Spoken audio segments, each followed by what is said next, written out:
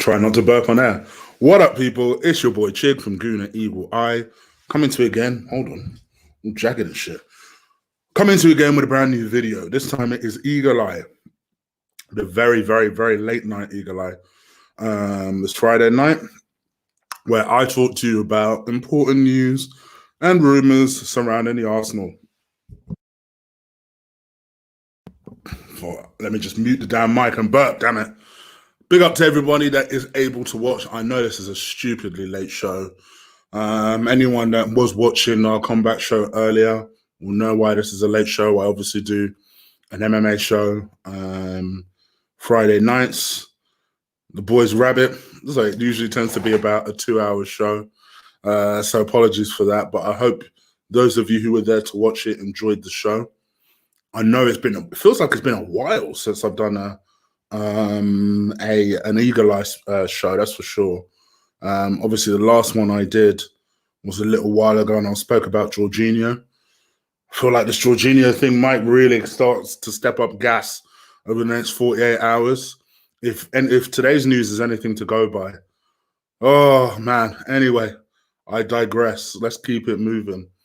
Let's talk about our top two targets, shall we? I think it is appropriate. Let's talk about Thomas Partey and Houssem Aouar. Obviously, for anyone who doesn't know or has been living under a rock, we are very much after this young man. And I know it doesn't fit the picture properly. Apologies for that. It just is what it is. In the ghetto. And this young man. Let me actually stop my camera so you guys can see it. It looks a little bit better. I must admit, as you guys know, I've been following this Thomas Partey thing probably more closely than any other YouTuber around because I kind of staked my rep on it a little bit. When this story first came up, I was probably one of the few YouTubers that their first reaction was, this is not impossible.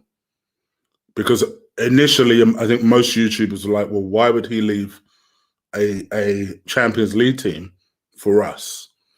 And I staked my rep on it, and I said to them, pure and simple, forget the way you think about Arsenal. I know from personal experience that Africans still view Arsenal as a creme de la creme team. They tend to view United, Liverpool, Arsenal, and actually, most recently, Chelsea as a creme de la creme side. The Chelsea one is going to be interesting considering the most recent link. So Arsenal have been chasing Partey on and off for ages. And Atletico Madrid, to be fair, have been very consistent the whole way through. They said, if you want him, there is a transfer release clause. Quite frankly, we want him to sign a new contract, so his transfer release clause is increased. We don't want to sell him. But if you want him, trigger the clause. So much so that I think as we kind of got closer to deadline day, I think most realistic Arsenal fans have kind of just assumed that this deal is more or less dead. I think over the last week, I would suggest a good 60 to 70% of Arsenal fans have just assumed that this is dead.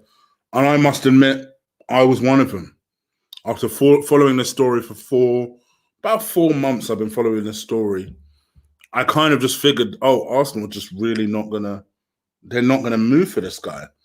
And actually, when it comes down to it, Arsenal have this habit of never quite doing what is required, particularly from a defensive point of view, in order to make a challenge of some sort. Whether it's a title challenge or it's a top 4 challenge, they always do it. They just have that habit. They have that reputation. I said this in my very last transfer show to you guys before I went on holiday. I said Arsenal are very good at the look over there type of signing. Mesut Ozil was a very good example of that.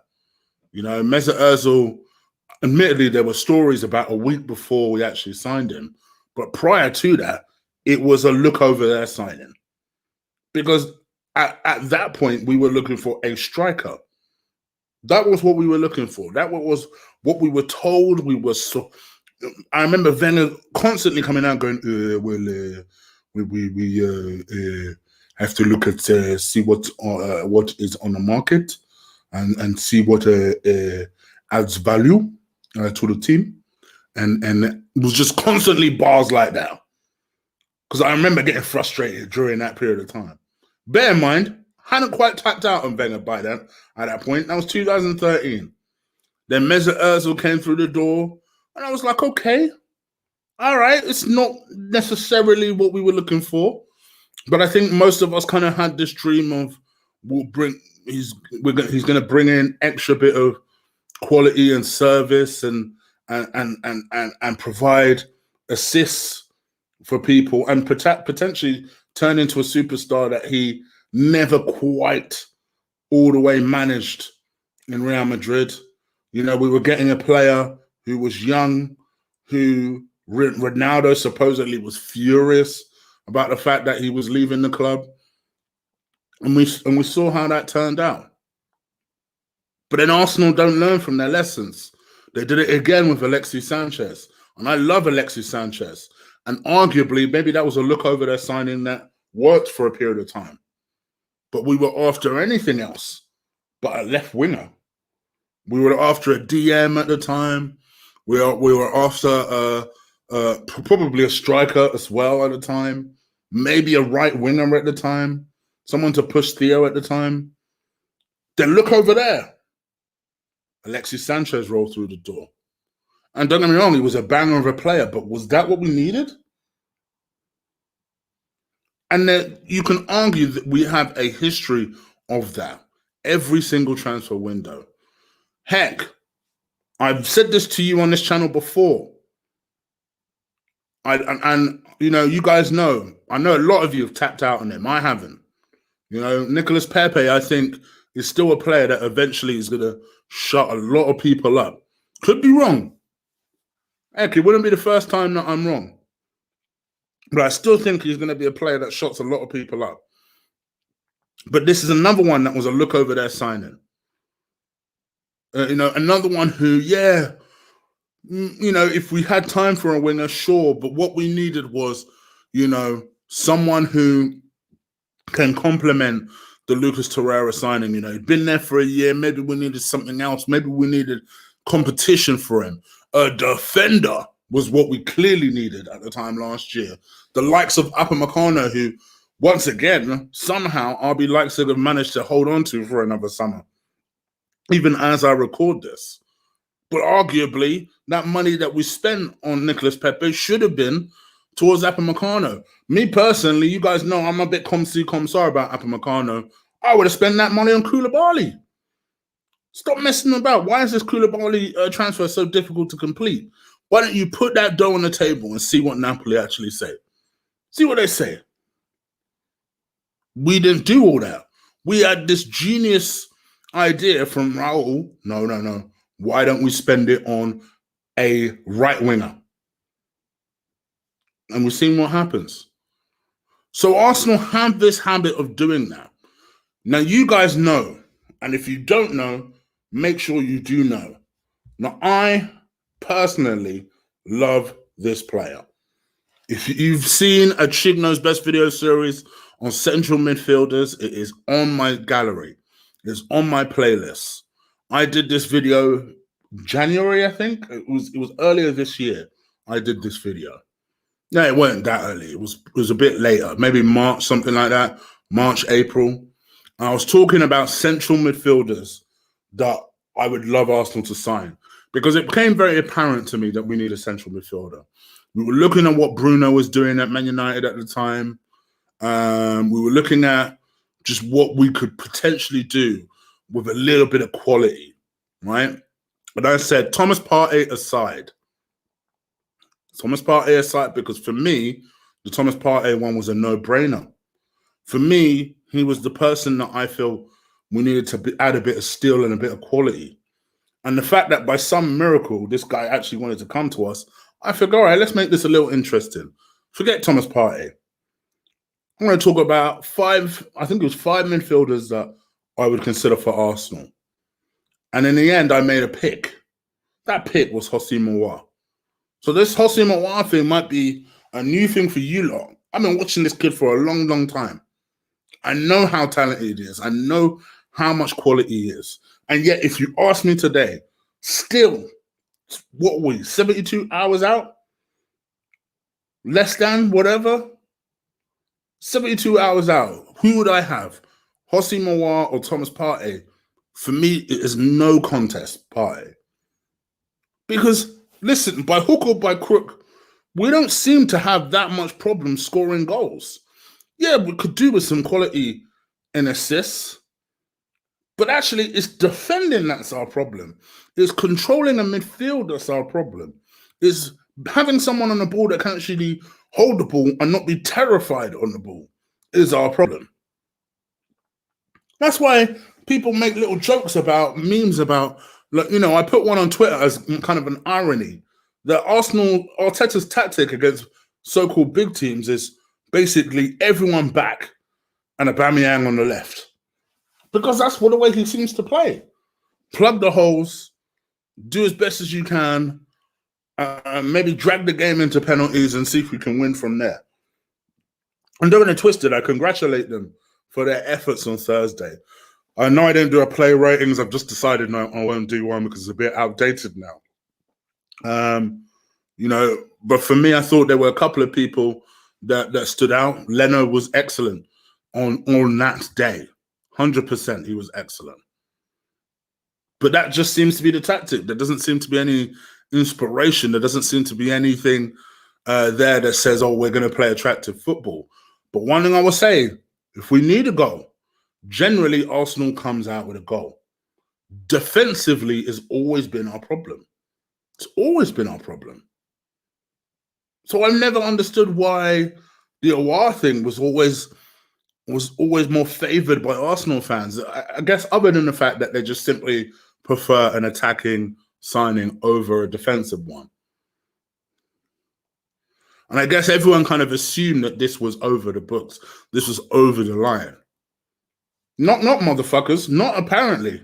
See, yesterday, PSG came in and they decided to make a late play for him because they felt that maybe the relationship between Lyon and Arsenal was a little strained over the negotiations.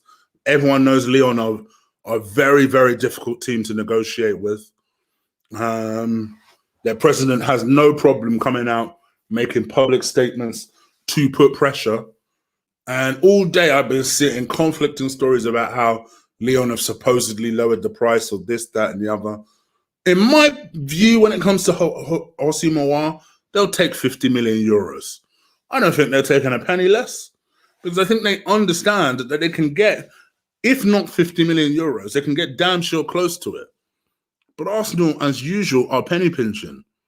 As usual. Now, before people sit there and go, oh, but well, shouldn't they do that? Because isn't that part of negotiation? That was the last time I brought this up. I had about 3-4 different people try and explain to me what negotiation means. If you are really negotiating, right? All those people that want to explain to me the way negotiation works, motherfuckers wouldn't be coming out in the press jeopardizing the deal. Generally, that is not the way negotiation works. You don't want to jeopardize the deal. Keep in mind, Lyon are a club that supposedly need to sell.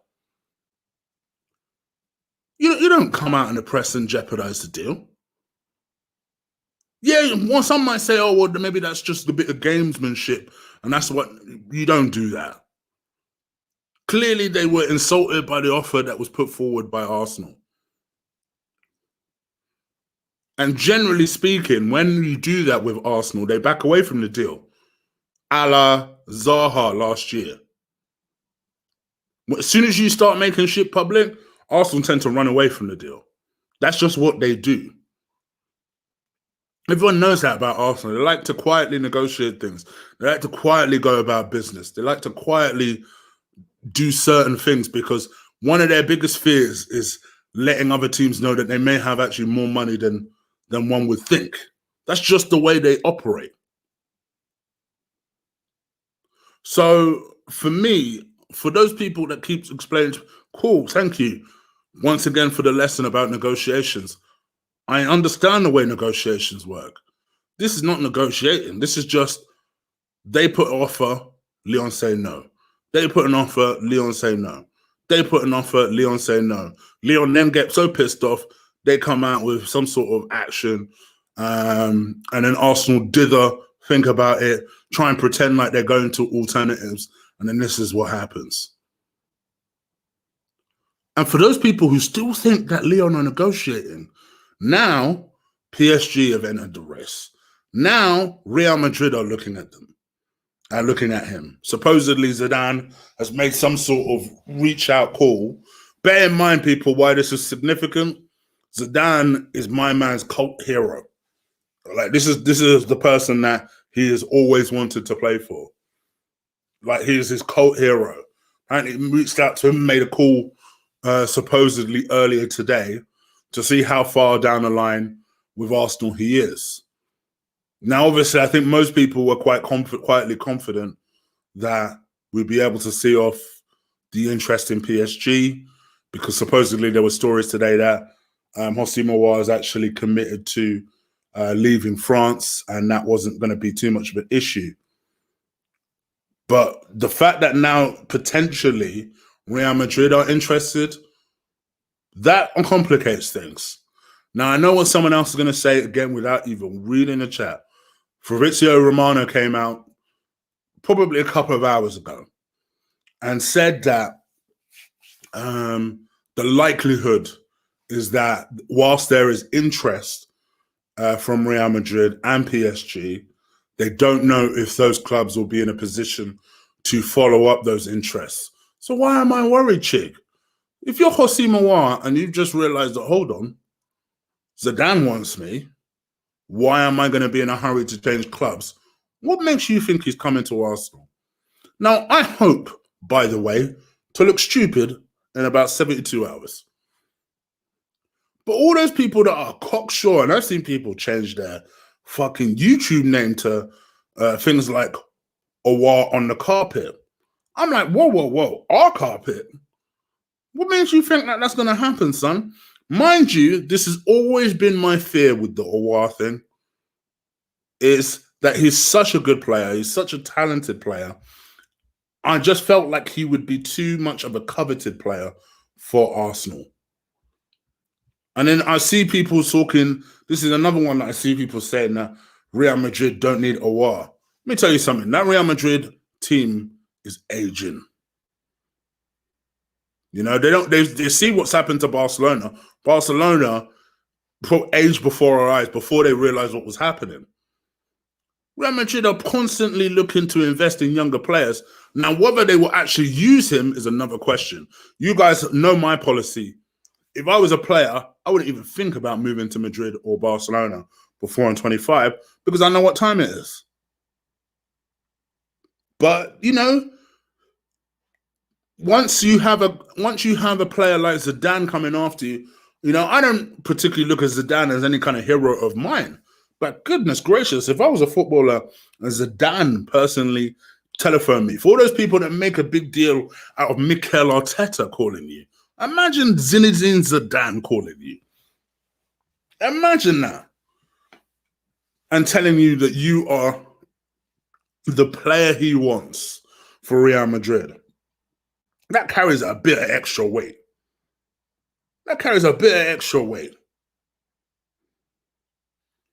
So I think from my perspective, you know, whether this deal is to progress or not, let's not be caught short about anything. Because I do believe, I don't know about this Jorginho stuff. I know lots of people have said that this is a big warm-up to Arsenal agreeing a loan deal for Jorginho.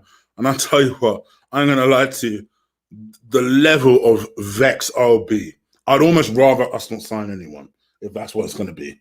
Right? The level of pissed I'll be if we end up with Jorginho. And then people trying to sit here and justify to me that Jorginho is a great signing. I'll be vexed. I'll be so angry. I'll be so angry. But I think that what this is going to be a setup for is a look at me over there signing, as I mentioned earlier. I think that this is probably a big giant setup to Coutinho walking through the door. So I say get yourself ready, people. I feel like this is going to be an emotional one. As much as I would love Partey and I would love Aouar, because those are the signings for me that are crucial to rebuilding this midfield, so that we're not going through every single game having to pack little fucking corners of our goal, blocking everything, not actually trying to set up any chances in order to just get through a fucking game. Because let's face it, that is our tactic. 10 men behind the ball and Aubameyang on the left. That's our tactic. I've said that for a long time. That is the cold light of day tactic. So for me, this is a big, big Monday for Mikel Arteta, for Edu, and for Vinay. This is a big Monday. Because if all I see is Jorginho, I'm going to be pissed. You know? If all I see is no one, I'll be ever so slightly less pissed. That's how much I don't want Jorginho being part of this fucking team. But if I see Aouar, I'll be happy. I won't be all the way happy, but I'll be happy. If by some miracle we end up with Partey and Aouar, shit. What the heck do I have to complain about? But this is the thing. For me, we must make something happen, because I'll tell you something. Time is running out. We've been against time this whole time. We've not particularly sold people like we should have. All I keep hearing is the same fucking three stories. That Mustafi is supposedly close to a £12 million departure from Arsenal, but it's not happened. That Socrates is supposedly close to leaving and with two clubs interested in him, but it's not happened. That now supposedly Borussia Dortmund have now entered the race for Said Kolasinac. This was as of today, but nothing will happen. And then they're going to start telling me some bullshit at the end that, oh, well, our squad is already big, and, you know, we still got Martinelli to come back, and that's going to feel like a new signing. And Mohamed El Nene, who has been playing well this season, you know, maybe he could do the job of a Thomas Partey. And all of those things are going to fucking piss me off. So yes, don't get me wrong. You know, sometimes when I get frustrated with Arsenal, yes, absolutely, great that we got past Liverpool. Skin of our teeth, who cares? We got through it. But Monday, I am mentally preparing myself for not being in a good mood, because we've left the Partey thing too late, or you've got someone like Soumaré, who's just sat there from Lille, who for me has all the potential to be better than Thomas Partey. I'm not suggesting he's of that level now, but he has the potential to be better. Get Soumaré. Go and get him. But instead, Arsenal will dither and will think about it and until it strikes midnight. Or they make some sort of facetious type of Thomas Lamar type of bid to show that they tried. Fuck off. You didn't try shit.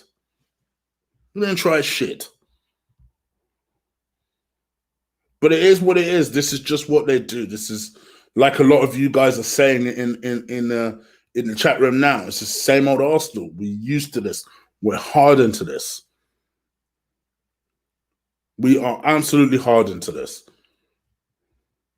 But right now in the UK, at least as of an hour ago, Thomas Partey was trending to number 2 because supposedly Chelsea want him.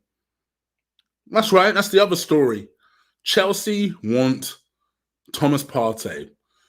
Thomas Partey is going to be a backup in case they are not able to sign Declan Rice like they want to. They want to sign Declan Rice for 45 million. West Ham are looking for something closer to 70 million. Heck, why not? If you can get it, you can get it. Right? Chelsea are like, well, fuck this. Why don't we get a better player? Albeit older, but a better player for the price that we're looking for. Makes a lot of sense to me. Thomas Partey wants to live in London. Makes a lot of sense to me. Chelsea are a big team in Africa. Makes a lot of sense to me. I mean, let's face it, this is ticking fucking bars. Ticking bars. Meanwhile, this is basically going to be Kante 2.0. He's another central midfielder that we could have got, should have pushed for.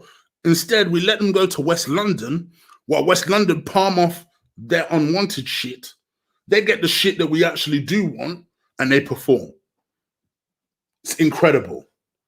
I've seen it happen so many times to Arsenal, especially with Chelsea. I don't know what Chelsea basically do to us what we do to Napoli. I don't know what the heck happens. It happened with Mata. It happened with Michael Essien. It happened with Kante. And it looks like it's about to happen with Partey. They Napoli us. Or as the coin that I phrased the other day, they big dick us all over around. They say, oh, what, the feeble old shriveled Arsenal are trying to count up their pennies to see if maybe they might be able to beg some interest from Lyon or beg some interest from Atletico Madrid. I'll tell you what, let's mandingo this situation and come and big dick this situation and put down some money and grab a Thomas Partey. Because they know what they know what we're about. The whole world knows what we're about. We ain't about that life. We're only about that life if it's us and Napoli. But that's only because Napoli are little dicking it out here. Oh, fuck's sake. Anyway, it is what it is. I'm very frustrated, as you guys, I'm sure, can tell. But I'm going to be back again tomorrow to really kind of talk about what I'm hoping is some progress, some fresh stories, some impetus, some determination from Arsenal. Just to round off some stories that I have been talking about today, it seems like this young man is, if he's not set to leave the club, if he's not an Atletico Madrid player by the time you watch this, he will be. My understanding is that he's in Spain. He's waiting for a medical because Arsenal are Arsenal, and they allow Atletico Madrid to big dick us. What we should have told them from the outset was, oh, what, is he going to be part of Partey deal? No, they'll fuck off. The conversation don't need to go past it. Who gives a fuck what Torreria wants? The conversation don't need to go past it. What do you mean? They're not even buying him, mind you. It's a loan. Oh my gosh! This situation is the one that pisses me off the most. That not only have they said, no, you're not having Partey. We're not interested in lowering the price. The price is the price. Absolutely within their realm of within their right to do so. Absolutely. But then, by that same token, when they come palming their hands looking for Torreira, you tell them, fuck off. What are you talking about? I'll do it out of spite. I ain't gonna lie to you, I'll do it out of spite, straight up. So sorry. You must be joking. Don't worry, Atletico. We needed those couple of pennies anyway to drag over the Aouar deal. Fuck off. Oh, Arsenal. People wondering why I'm talking about transfer stories. But I have to now, because now we're in the final transfer weekend. I have to talk about it. I have to start analysing it. I have to talk about the possibilities of players moving and players incoming. I have to actually entertain this Jorginho thing and what he may actually bring the fucking team. Arsenal. Anyway, it is what it is, people. I very much apologise for sounding moody and for swearing a whole lot. But Arsenal just bring that out of me. They really do. They bring that out of me. But I hope you guys are all well. Obviously, normally I take Saturdays off. Being an eagle eye, that will not be the case tomorrow. I've obviously got a preview to do anyway for the Sheffield United game. And I'll also be doing another transfer window video tomorrow. For Chick Flicks, I've got 5 film reviews dropping. 1 for Peppermint, which is a film I'm currently watching now, and 4 others. So be active on Chick Flicks. Make sure you keep a lookout for that. 5 reviews are coming. There'll be a Cooking with Chig that will drop for gold members tomorrow. So look out for that. There's also going to be a chopping block, a big, mega final summer chopping block that will also drop tomorrow. For subscribers, that will drop on Sunday. For gold members, that will drop tomorrow. For silver members, that will drop 12 hours later. So, a lot of work coming towards the channel. Also on Sunday, there will be a member stream on Sunday where I'll do like a 24-hour to deadline, what would you do type of thing. So you guys know how we do these member streams by now. As long as you're a member, you are able to come on to the show, talk to me about what you think about signings and what sort of last-minute predictions that you have, or last-minute stories that you have. Feel free to share them. That will be on Sunday evening, most likely around 7:30, 8. All right, I think that is pretty much everything, guys. So I'm going to leave you guys to it. Enjoy your Friday night. If you are in Oz or New Zealand, enjoy your Saturday. And I'll be back with you guys soon. Take care.